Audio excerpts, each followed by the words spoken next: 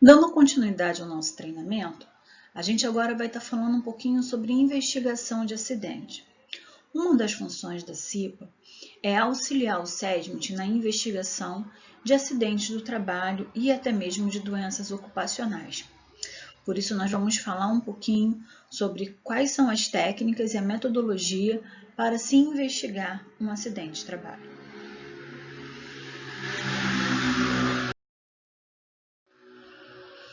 O objetivo principal é capacitar os nossos colaboradores a encontrar as causas dos acidentes, para que juntos consigamos propor medidas de prevenção, de controle e até mesmo de ações de reparo para que esse acidente ele não venha a acontecer novamente. Então, o objetivo principal da investigação de acidente é tratar o que estava errado para que não aconteça o acidente novamente. Algumas empresas têm algumas culturas de achar culpados. Na verdade, quando a gente fala de acidente do trabalho, a gente fala que teve falhas. Sim, pode ter sido falhas humanas, pode ter tido falha mecânica, pode ter tido falha até mesmo da instituição aonde ocorreu o acidente. Porém, é importante a gente entender que o acidente de trabalho ele ocorreu por uma falha e não especificamente pela falha de uma pessoa. Nós não estamos aqui para achar culpados, nós estamos aqui para encontrar o problema, resolver o problema e impedir que esse acidente que feriu alguém, que lesionou alguém, ocorra novamente. O que é um acidente de trabalho? De acordo com a Lei 8.213 de 91, acidente de trabalho é aquele que ocorre pelo exercício do trabalho a serviço da empresa. E ele pode causar lesão corporal, perturbação funcional, que cause a morte, perda ou redução temporária ou permanente da capacidade para o trabalho. Isso é o conceito legal de acidente de trabalho, tá bom? Isso é um acidente, quando você está a serviço da empresa, executando as suas atividades. Você sofre um acidente, gerando lesão, perturbação funcional, que cause a incapacidade permanente ou temporária, é um acidente de trabalho.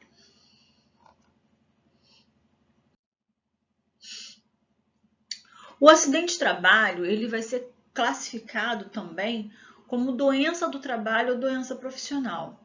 Muitas vezes a pessoa acha que o acidente de trabalho é apenas a pessoa cair, se machucar, sofrer um acidente, uma amputação.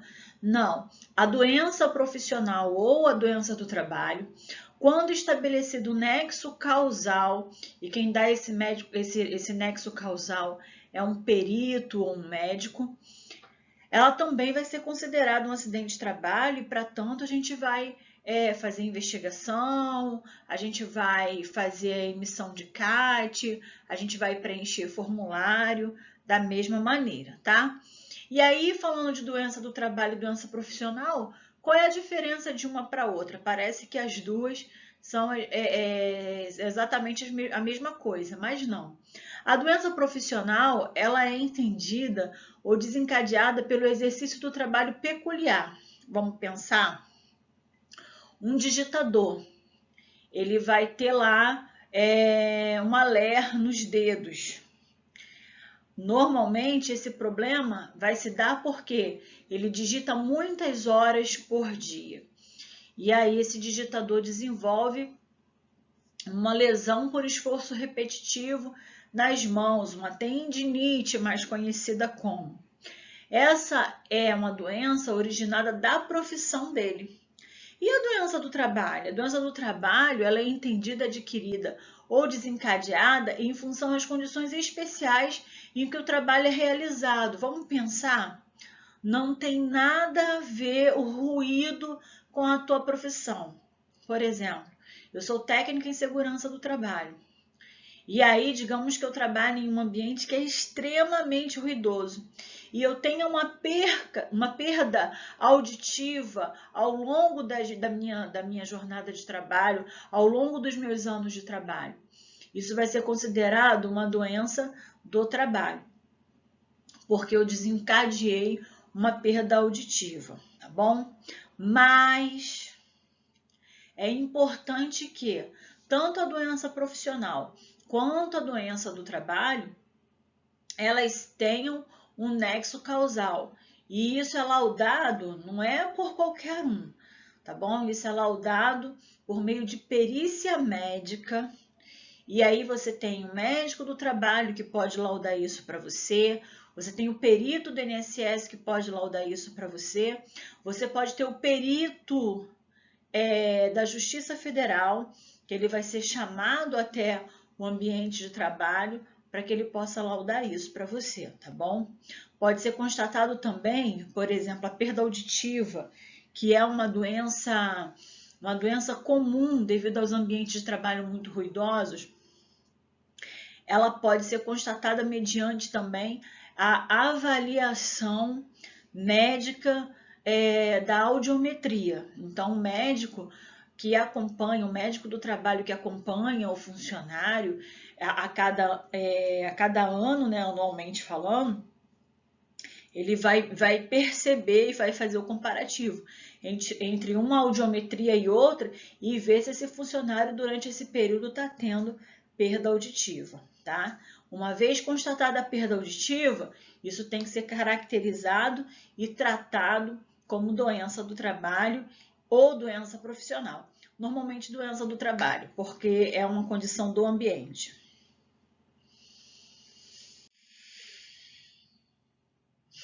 A gente tem acidentes típicos e de trajeto, tá? O acidente típico é aquele que ocorre pela execução do trabalho a serviço da empresa. E o de trajeto é aquele que ocorre no percurso da residência para o trabalho ou vice-versa. Hoje em dia, a gente não considera mais o acidente de trajeto como uma responsabilidade da empresa. Porém, a CAT ela deve ser emitida da mesma forma, ok? Esse comunicado que a gente vai falar daqui a pouquinho, ele é feito dentro do site do INSS. Normalmente quem vai fazer é o RH da empresa ou o SESMIT quando tiver. Aqui tem um formulário de investigação de acidente, que é um formulário bem simplificado, que vocês estão recebendo em material digital, vocês têm ele também junto com a ANR, com a norma regulamentadora. E a gente tem aqui, ó, simples para a gente poder preencher, que é o quê? O CBO, Código Brasileiro de Ocupações, o nome do funcionário, a função dele e a data de admissão. Aí tem aqui a parte, informação sobre o acidentado. O nome dele completo, a data de nascimento dele, a função dele, o estado civil, se é casado, se é solteiro, telefone, número anterior de acidente, né? Quantas vezes essa pessoa já sofreu acidente, quantas vezes ela já sofreu acidente, se toma remédio controlado ou não. Se tomar algum remédio controlado, você precisa descrever aqui qual. Informação do acidente, houve afastamento? Sim ou não? Se teve, aqui até aqui 2 dias, né? Mas assim, isso aqui é um exemplo, tá? Você tem que dizer a quantidade de dias. Tipo de acidente, se foi típico de trajeto ou se foi uma doença ocupacional. E aqui a doença ocupacional, quando ocorrer, você vai ser informado pelo SESMIT ou pelo próprio RH. Natureza da lesão, a parte do corpo do funcionário que foi... que natureza da lesão, se é uma luxação, se foi um impacto, se foi um corte, tá bom? É bom a gente esperar para preencher essa parte de natureza da lesão quando o funcionário já for atendido pelo médico. Porque no atestado dele vai dizer qual é a natureza da lesão. Tá bom? Se foi um impacto, se foi uma luxação, se foi uma amputação, se foi uma fratura, a gente vai ver no atestado médico. A parte do corpo atingida, pé, cabeça, braço, né?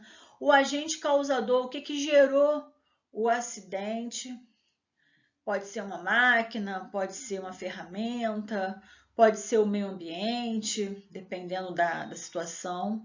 O hospital em que ele foi atendido, por isso que é importante a gente ter o atestado médico quando isso acontecer, a data que ocorreu o acidente, a hora, o local.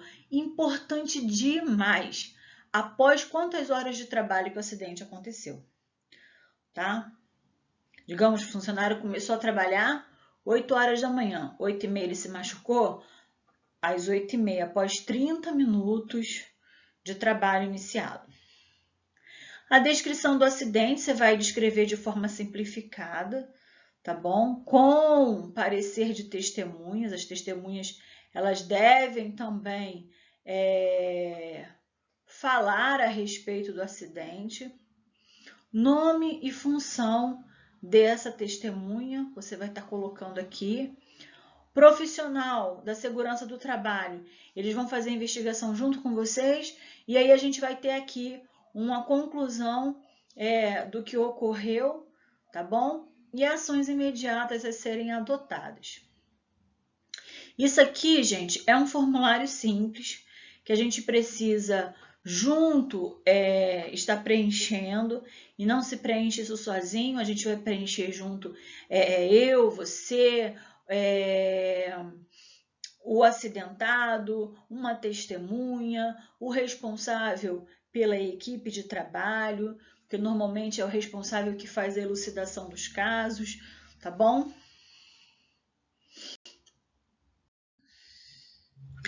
A CAT não são vocês que preenchem, tá?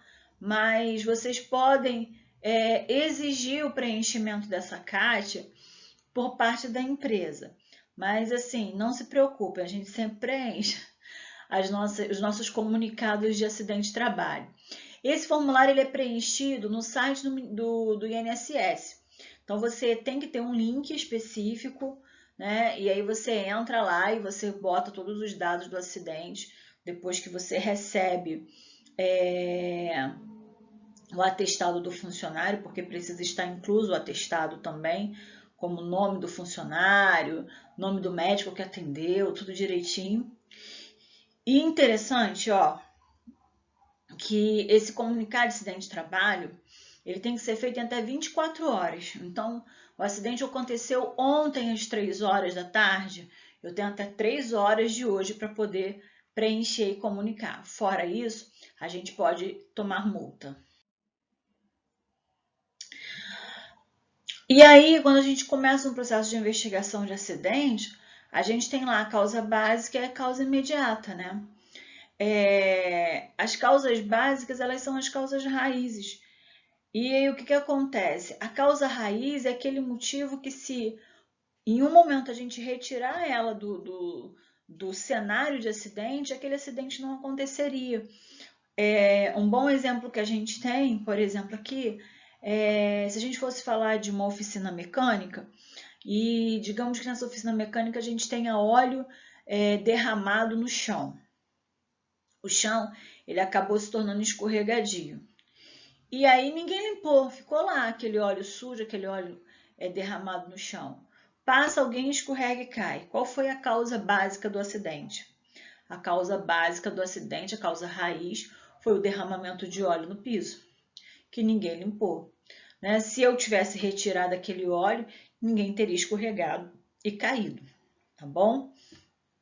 Isso é a causa básica.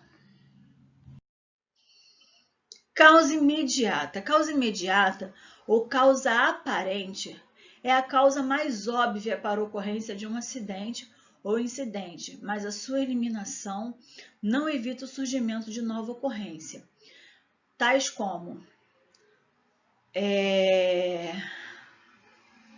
por exemplo, não utilizar EPI, tá lá embaixo, né? Ordem e limpeza deficiente. Remoção de barreiras de segurança. Uma coisa interessante nessa remoção de barreiras de segurança, eu vivenciei um acidente numa empresa que eu trabalhei há uns 10 anos atrás, mais ou menos, que um funcionário, era um setor de laminação de alumínio, e um funcionário ele ficava responsável em receber os tarugos pesados de alumínio. O que é tarugo? Tarugo é como se fosse uma perna de 3 de alumínio. E aí essa perna de 3 ela passa por uma máquina, ela é aquecida, e depois ela passa por um laminador, que é o quê? Ela vai ser cortada do tamanho que o cliente deseja. Então, ele tem uma peça bruta que passa pelo forno, depois do forno ela cai numa esteira, e lá na esteira ela passa por uma guilhotina. Essa guilhotina vai cortar ela no tamanho que o cliente deseja. Porém, o que aconteceu nessa situação? Essa guilhotina, ela era movida a sensor, e os sensores, eles eram muito sensíveis à poeira. Então, de tempo em tempo, o operador da máquina, ele tinha que fazer o quê? Ele tinha que ir, e assim, a máquina não era próximo, tá? Existia uma barreira de segurança. Não era uma barreira simples, não, era realmente um gradeado. A gente tinha um gradeado antes da máquina. A operação dessa guilhotina, ela era por trás, né, desse gradeado. Então, eu tinha a mesa de operação, tinha o gradeado, e por trás do gradeado eu tinha a máquina. E a gente pensa assim, bom, impossível de acontecer qualquer acidente com alguém nessa situação, porque eu tenho uma barreira de proteção, certo? Porém, o que acontecia? Existia um protocolo que era o quê? Quando a guilhotina parasse por causa da poeira, o operador ele tinha que ir até o supervisor, pegar a chave do supervisor e informar que a guilhotina estava parada. O supervisor ele descia junto com o operador até a área de produção, abria o cadeado, mas antes disso o operador ele desligava a máquina, e essa máquina ela tinha ela era pneumática, né? Ela tinha ar, era movida a ar. E aí, toda vez que você desligava a máquina, você tinha que esperar um determinado tempo, cerca de mais ou menos uns 40 minutos, para que o ar da máquina cedesse completamente e a guilhotina descesse sozinha. Uma vez que isso acontecesse, você ia lá, pegava o espanador e limpava a mesa, porque o sensor ficava na mesa. E limpava a mesa, mas a guilhotina já havia descido completamente. Então, ocorreram vários erros, né? E nesse momento, o supervisor foi lá, o rapaz só apertou o botão de emergência da máquina, então a máquina parou, mas ele não desligou a máquina. O supervisor foi lá, abriu o cadeado, ele pegou, o operador pegou o espanador e foi limpar a mesa. Sabe aquele rapidinho? É rapidinho. Vou só passar o espanador. Nisso que ele passou o espanador, a máquina, né, a guilhotina que ainda estava erguida, ela desce. Ela desce. E quando ela desce, o espanador, que tinha um cabo de madeira pesado, bateu no braço desse camarada e ele quebrou o braço em 2 lugares. Ele teve 2 fraturas. Bom, a gente teve lá a remoção da barreira de segurança, né? Só que parece que isso foi um motivo aparente. O cara descumpriu um protocolo, ele descumpriu uma regra, porque o que ele tinha que ter feito? Ele tinha que ter cumprido o procedimento de segurança. O procedimento de segurança é que garantia que ele não ia se machucar. Qual era o procedimento? Apertar o botão de emergência, desligar a máquina, esperar 40 minutos, a máquina ia descer com a guilhotina, o supervisor ia descer, só então o supervisor ia abrir o cadeado, ele ia lá com o espanador e ia limpar. Então, não foi porque ele abriu o cadeado, ele removeu a barreira de segurança, que ele se machucou, não foi por isso, mas foi porque ele descumpriu um protocolo, o protocolo de segurança que existia. E aí a gente foi mais a fundo no período da investigação e nós descobrimos que isso era a ordem da supervisão, que a supervisão falava para eles fazerem desse jeito, para que fosse mais rápido, né, a execução da atividade. E o cadeado ficava aberto. Então, assim, poxa, tinha um protocolo e as pessoas descumpriam o protocolo para poder agilizar a produção. E aí eu digo para vocês, adiantou? Não adiantou. Esse rapaz ele ficou 1 ano afastado, porque a quebra do braço dele foi feia, ele ficou 1 ano afastado. Quando ele retorna, né, de imediato, na primeira investigação de acidente, a gente só viu essa parte de que removeram a barreira, né, que ele cometeu um ato inseguro, que ele fez de forma insegura. Mas a gente não se atentou para a questão de que existia uma ordem superior. E aí, quando a gente foi observar no fundo da história, o erro não era do funcionário. O funcionário ele só queria manter o seu emprego. O erro era da supervisão. A supervisão dava uma ordem e eles cumpriam. E esse objetivo era muito ruim.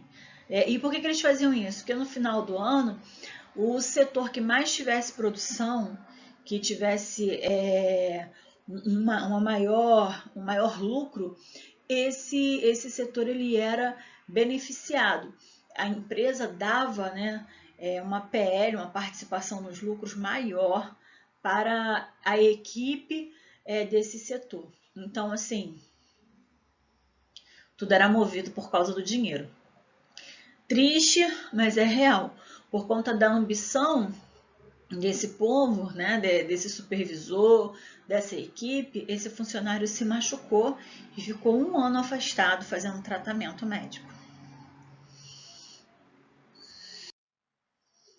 Veja bem, aqui eu estou mostrando para vocês um caso real de acidente, tá? O relato é assim, ó, em 4 de dezembro de 1982, 4 homens da tripulação do navio Farsons, no Oceano Atlântico, limpam o porão o porão 6 do navio. Subitamente, a parede de 15 metros de altura e 25 metros de largura se rompe a 6.000 toneladas de água. Elas são lançadas sobre 4 marinheiros, que são projetados pela torrente de água contra a parede metálica. 3 homens morreram. Havia a certeza absoluta de que o porão 5 estivesse vazio. E, de fato, deveria estar. Então, se você for observar ali, ó, a gente tem o porão 6 do navio e a gente tem ali 4 homens trabalhando, certo? O porão 4, você observa que ele está cheio, tá vendo? Essa estruturazinha que você está vendo aí em cima, né, em cima do porão aqui, ela é uma bomba, tá? Tá exemplificando uma bomba que está colocada no porão 4 para esvaziamento. Mas se você observar no porão 4, lá na parede do porão 4, a gente tem uma pequena fissura, tá bom? A gente observa aqui uma pequena fissura e você vê aqui que o porão 5, ó, devido a essa questão dessa fissura, ele está o quê? Ele está enchendo, tá bom? Então, vamos lá. Uma tempestade havia sacudido a embarcação e causado uma fissura na parede que separa os porões 4 e 5, que eu mostrei para vocês no desenho. Depois da tempestade, decidiu-se fazer uma limpeza do porão 6. O porão 4 estava cheio de água, que serve de lastro para o navio. E o porão 5 está vazio. Eu não sei se vocês sabem, mas o porão dos navios, alguns deles eles ficam cheios para poder ter um contrabalanceamento desse navio, tá bom? Então ele na verdade é um fator de equilíbrio. E alguns dos porões eles são cheios para servir de água mesmo de consumo, como por exemplo para higienização de banheiros e tudo mais, eles utilizam para tubulação de incêndio, né? Muitos navios, eles utilizam água do mar para combate a incêndio. Então existe essa questão da utilização e alguns porões eles ficam cheios. Normalmente, gente, esses porões que ficam cheios, eles têm uma parede mais reforçada, tá? E essa parede reforçada, ela garante que esse porão vai suportar até mesmo numa situação de acidente. Pode acontecer de essa parede romper, como foi o caso do acidente, que a parede 4 rompeu, mas normalmente essas paredes elas são bastante resistentes. Depois da tempestade, decidiu-se fazer a limpeza no porão 6. O porão 4 está cheio de água, que serve de lastro para o navio, e o porão 5 está vazio, o que é uma segurança para os marinheiros que fazem a limpeza no porão 6. Ou seja, o porão 4 está cheio, o porão do meio, que é o 5, está vazio, eles acreditam que está vazio, e o porão 6 é onde eles precisam fazer a limpeza para poder fazer a manutenção. O porão 4 tem paredes capazes de suportar a pressão d'água, pois é o porão de lastro. É o que eu falei para vocês, esse porão de lastro, esse porão de armazenamento de água, de cisterna, eles normalmente têm a parede mais revestida, ela é uma parede mais forte. Mas os demais porões têm paredes finas, ou seja, os outros porões eles vão ter uma espessura menor nas paredes. Porém, foram concebidos para serem enchidos ou esvaziados simultaneamente. Portanto, suas paredes não sofrem diferencial de pressão. A água usada na limpeza do porão 6 deve ser retirada e, para isso, não há tubulação conectada à bomba de aspiração. E para isso, há uma tubulação conectada à bomba de aspiração, com válvulas permitindo a escolha do porão a ser esvaziado. Então, por exemplo, lá em cima, como eu mostrei para vocês no desenho anterior, a gente tem um desenhozinho parecendo, né, um xizinho. Esse desenho significa que tem bombas conectadas nos 4 porões. E nesse sistema de conexão de bombas, eu vou ter tubulação que vai até o fundo do porão. E o que acontece? No momento em que o pessoal limpa esse porão, lava ele, higieniza ele, eles saem do porão e ligam a bomba para que a bomba venha fazer o processo de sucção dessa água. Então, por mais que eles estejam trabalhando lavando, vai chegar uma hora que esse porão vai ser esvaziado. Então, as paredes dele não sofrem pressão, tá bom? A dificuldade em esvaziar a água do porão 6. Uma verificação permite constatar que a conexão está errada e, por isso, a bomba está drenando água do porão 4 e não do porão 6. Olha só, lembra que a gente falou que o porão 4 estava cheio d'água? E eles deveriam, na verdade, fazer o quê? Ao invés de conectar a bomba lá do porão 4, eles tinham que ligar o terminal do porão 6 para poder esvaziar. Então, o que estava acontecendo? O porão 6 ele acabava que não estava sendo esvaziado. E realmente uma verificação no local permite uma constatação visual. O nível de água do porão 4 está baixando. Se fechar a válvula e se completa o nível do porão 4. Olha só o que eles pensaram. Espera aí. O porão 4 está esvaziando, por quê? Porque eu estou utilizando uma bomba e a bomba está conectada. Era para estar conectada no 6, está conectada no 4. Por isso ele está esvaziando. Eles não se atentaram que após a tempestade havia ocorrido uma fissura. Não tinham visto isso. Então o porão 4 ele estava esvaziando independentemente da bomba, porque a água já estava passando para o porão 5. Mas eles não olharam o porão 5. Então vamos lá. Na realidade, o que não se deu conta foi que o esvaziamento do porão 4 se dava em uma velocidade que não era compatível à vazão permitida pela bomba.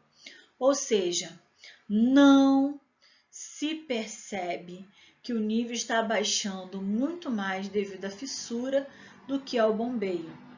Ao recompor o nível, na realidade, está se contribuindo para colocar mais água no porão 4 e, por consequência, jogar mais água através da fissura no porão 5.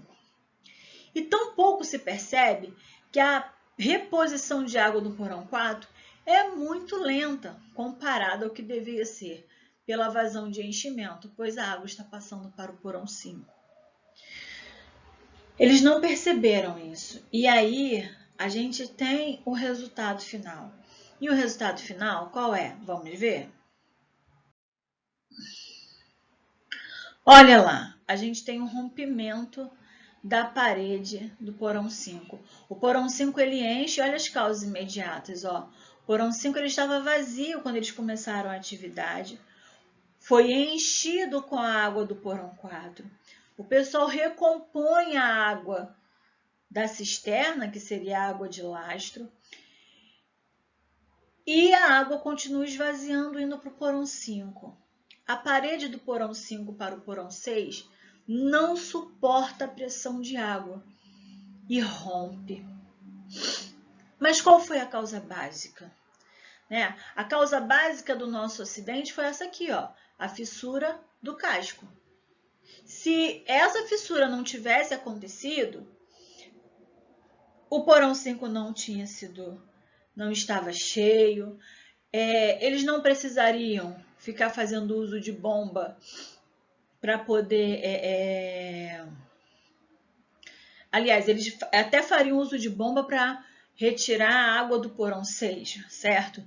Mas eles não teriam se enganado com relação à questão da bomba estar fazendo a sucção do porão 4, eles não teriam se equivocado com isso.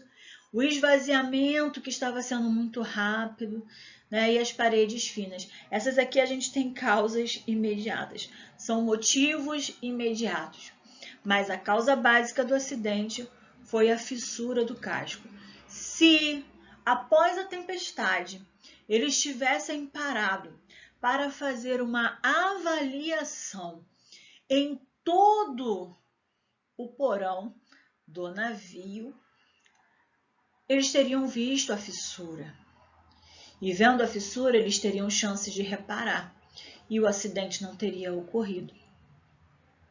Infelizmente, muitas vezes, 3 pessoas nesse acidente morreu por falta de observação, por falta de avaliação, por falta de checklist.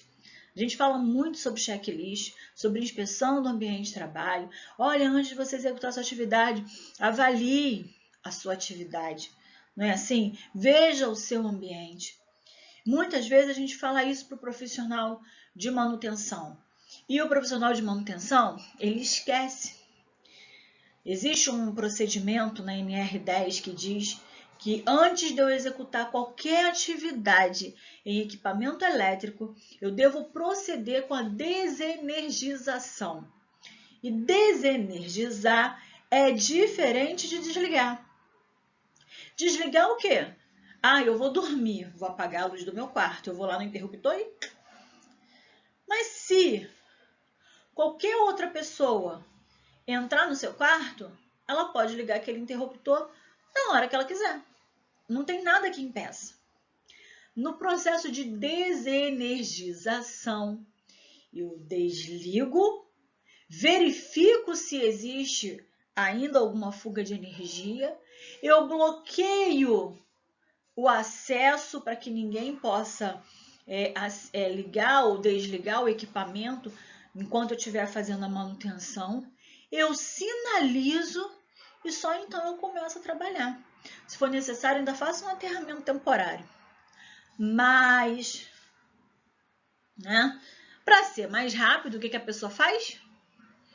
Só desliga. É mais fácil só desligar do que proceder com a desenergização. E a gente precisa ter cuidado quanto a isso.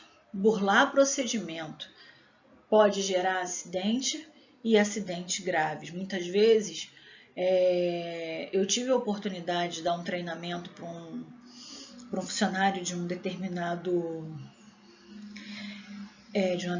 empresa, de um clube, né? Eu não lembro o nome do clube agora não, tá, gente? Mas em que ele sofreu um acidente, ele perdeu uma das visões. Por quê? Ele tinha que fazer o reparo no painel, ele tinha que trocar um disjuntor. E ao invés dele ir no local, na chave mestra, e desligar a chave mestra, porque se só ele tinha acesso, se só ele tinha a chave para entrar nos ambientes, ele não precisava nem mesmo fazer o processo de bloqueio, era só ele ir lá, desligar, meter o cadeado novamente e fazer lá o procedimento que ele tinha que fazer. Já seria visto como desenergização, porque ele desligou a chave, bloqueou o acesso para que ninguém mais entrasse e foi executar sua atividade. Já seria considerado como sistema de bloqueio. Mas ele com preguiça de fazer isso, né, achando que a maioria dos eletricistas pensam, né, um choquezinho faz bem para o coração. Foi lá fazer a sua atividade sem o processo de bloqueio. E ele tomou um arco voltaico, a ferramenta dele, a parte metálica da ferramenta, encostou numa parte viva do barramento. E ele sofreu uma descarga. Só que quando ele sofre a descarga, abre um arco voltaico.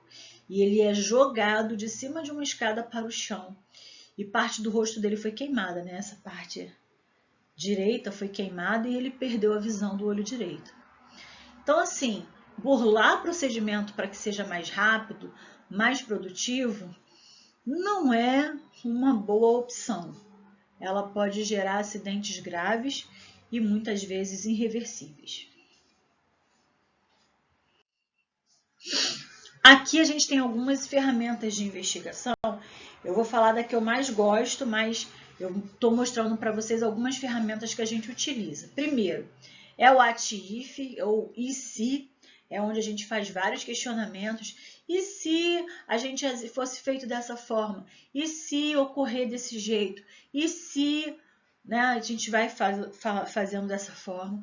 Os checklists, eles também são ferramentas de investigação. Por quê? Muitas vezes, tá, o acidente ele acontece porque o checklist não foi feito.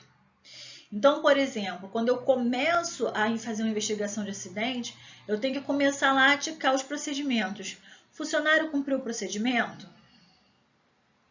O procedimento estava bem redigido? Né? Havia informação, por exemplo, que tinha que ter bloqueio e etiquetagem? Isso tudo é importante a gente fazer, trazer como ferramenta. Análise de perigo. Essa análise de perigo ela é muito legal, porque o que acontece? Ela faz com que a gente veja a natureza do nosso processo e o que pode dar errado. E aí, junto com a análise de perigo, a gente tem o RASOP.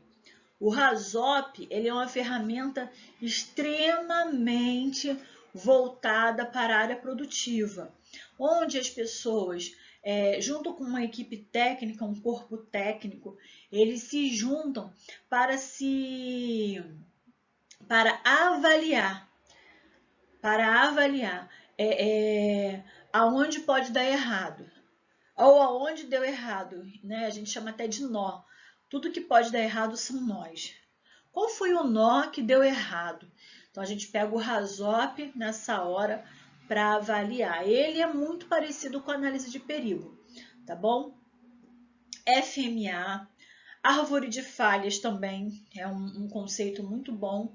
E árvores de evento. Árvores de falhas e de eventos são ferramentas muito parecidas.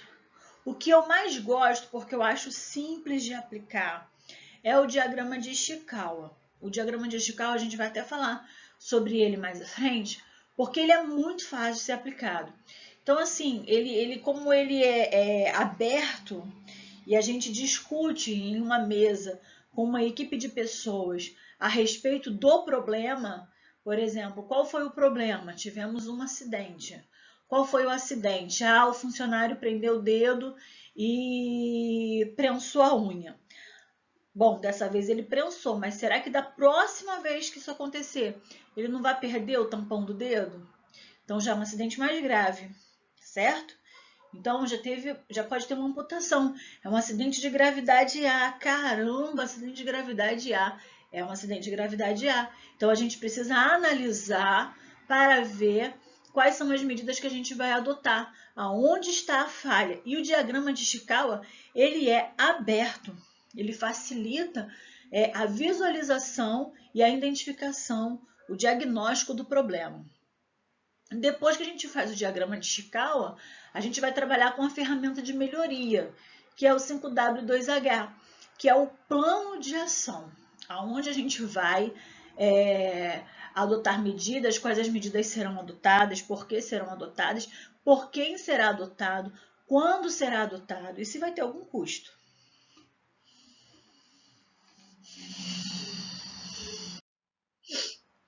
Eu falo um pouquinho aqui sobre o ATIF, mas eu até já expliquei, né? Aqui a aplicação da ferramenta consiste na reunião de uma equipe. Na verdade, todas as ferramentas de segurança elas vão implicar na reunião de uma equipe.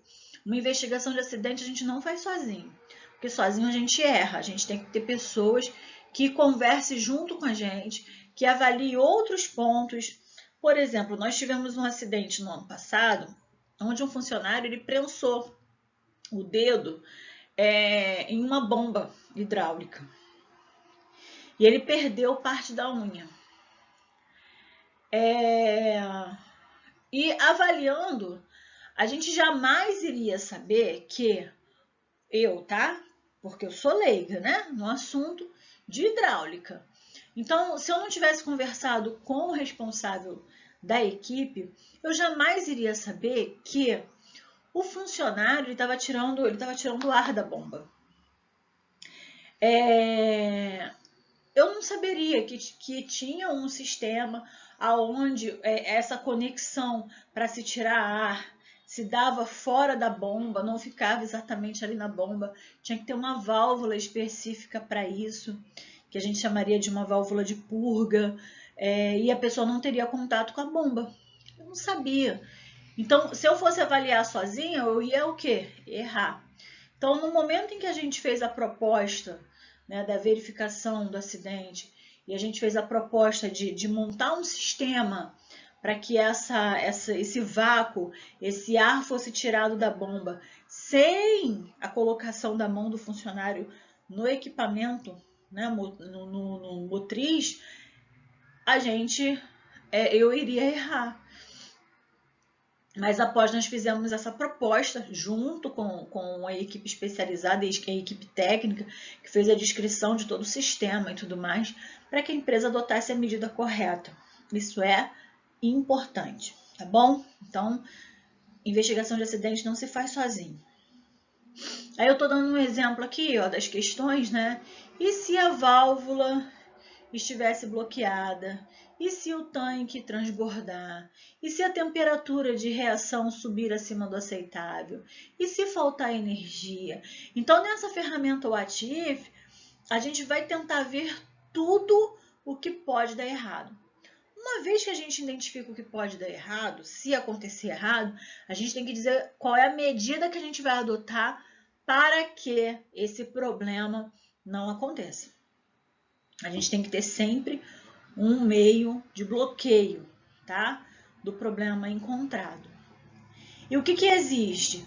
Exige uma equipe multifuncional, ou seja, exige um corpo técnico de operação, exige a equipe de segurança do trabalho, exige o fluxograma do processo, exige o diagrama das máquinas, para que a gente conheça realmente do processo que está sendo desenvolvido por aquele colaborador. E aí, uma vez que a gente consegue reunir essas informações, a gente consegue também implementar soluções, e soluções que são extremamente bloqueadoras de próximos acidentes, tá bom? Essa é uma das ferramentas. A outra ferramenta que eu falei para vocês aqui, ó, é o diagrama de Ishikawa. Algumas pessoas vão falar para vocês e vão conhecer ele como 6 M's, né? Ou 6 métodos. Esses 6 M's, eles vão tratar a parte de método, mão de obra, material, formas de medida da ação, meio ambiente, maquinário, e lá na cabeça dele a gente tem o nosso problema. Se você for observar, ele parece um peixe, né? Por isso algumas pessoas, ao invés de chamarem de diagrama de Ishikawa, vão chamar de espinha de peixe, tá bom?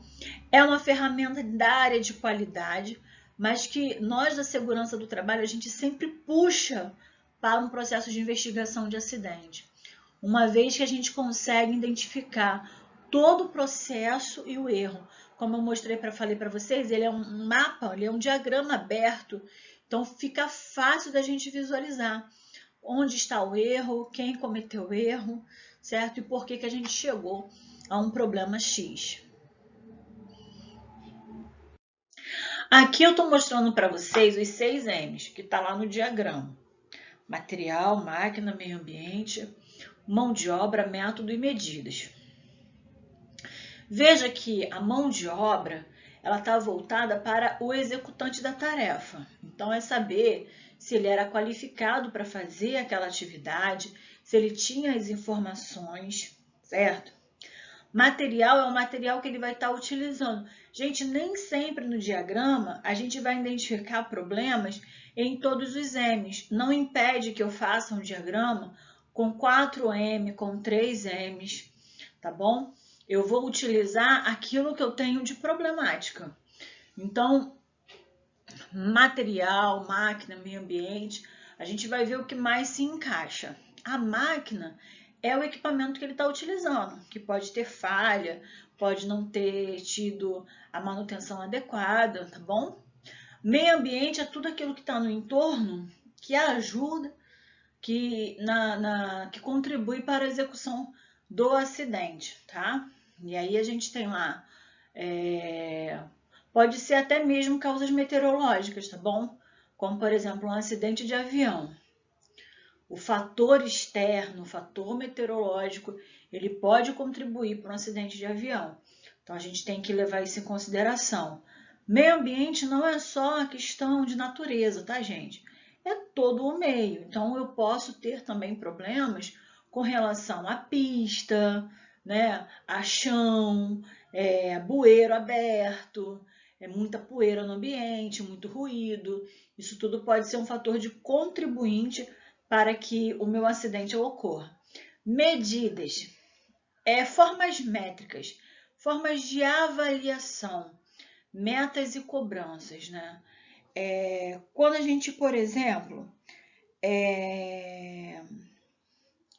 precisa mensurar alguma atividade, a gente precisa mensurar um quantitativo de material para colocar, por exemplo, dentro de uma serpentina de ar-condicionado. Se eu colocar mais, eu posso dar errado. Melhor, o gás. Eu tenho uma medida exata de gás para colocar dentro do motor de um ar-condicionado. Se eu colocar mais, eu posso gerar um acidente. Então, isso tem que ser exato. Método são os procedimentos adotados, tá bom? Então, toda vez que eu burlo um procedimento, eu estou burlando um método, e aí eu trabalho em cima disso, tá? Uma vez que eu descrevo tudo, né? Mão de obra, material que foi utilizado, máquinas e equipamentos, eu descrevo isso de forma adequada, eu vejo quais são os problemas e eu acabo chegando lá no meu acidente. Vou mais à frente agora. Como fazer, né? Então, eu tenho lá, definir o problema que será resolvido, né, o acidente, fazer um brainstorming com a equipe, ou seja, a gente faz uma reunião onde a gente chama, o brainstorming é uma avalanche de ideias, onde cada um dá a sua opinião, levanta seu ponto de observação, relaciona cada um dos 6 M's, analisar as causas, perguntando por que essa causa aconteceu, criticando ramificações, criando ramificações de causas e subcausas para gerar um diagrama mais completo, analisar dados e evidências das causas que foram identificadas e criar um plano de ação. E aí aqui do lado eu tenho o 5W2H, que vocês já devem ter visto ou até ouvido falar, que ele trabalha, né, 7 situações, onde 5 ele identifica qual o problema, por que desse problema, onde que ele ocorre ou deixa de ocorrer, quando que ele vai ser resolvido, quem vai resolver, como vai resolver e quanto isso vai custar. Isso é bem legal porque a gente consegue também, né? Ele bota aqui no coaching, ou seja, a ferramenta ela é utilizada para um sistema de gestão. Então, quando eu identifico lá os 5 porquês, os 6 M's do meu acidente, eu consigo jogar aqui um plano de ação para impedir que aquelas falhas que eu encontrei lá nos 6 M's venham a ocorrer novamente. Uma vez que eu impeço o acontecimento delas, eu impeço a geração do meu acidente, certo? Aqui eu apresento para vocês um Ishikawa preenchido, com algumas informações importantes. Lembra que eu falei anteriormente que nós não precisamos ter todos os M's preenchidos. Então, eu tenho aqui apenas 4, aí aqui onde você vê organização, é método, tá bom? Aí tem sistema de comunicação, formação, método de procedimentos, ambiente de trabalho, que é o meio ambiente, agentes materiais, que é a matéria-prima, ou materiais e ferramentas, características pessoais, que é a questão voltada para a mão de obra, e a geração do acidente. O que é legal a gente ver aqui nesse diagrama é que, por exemplo, um dos motivos para que o acidente possa ter ocorrido é uma iluminação inadequada, uma ordenação, ou seja, o ambiente não está bem ordenado, não está com as coisas bem organizadas, tem muito ruído, né? A limpeza é precária, então isso pode contribuir para a geração de um acidente. Uma máquina defeituosa, uma instalação que foi feita de forma incorreta, ferramentas que são inadequadas para o processo, isso tudo pode gerar acidente. Então, aqui eu tenho um Ishikawa aberto, né, preenchido, gerando aqui riscos de acidente, e é um problema para a gente, né? Só para a gente poder visualizar como que funciona, tá bom? Aqui eu estou finalizando essa parte de investigação de acidente. Não se preocupe que vocês não vão fazer isso sozinho, como eu falei logo lá no início, investigação de acidente a gente não faz sozinho, a gente sempre faz com a ajuda de outras pessoas, tá bom? Então, até o próximo vídeo. Qualquer dúvida, vocês podem entrar em contato com a gente.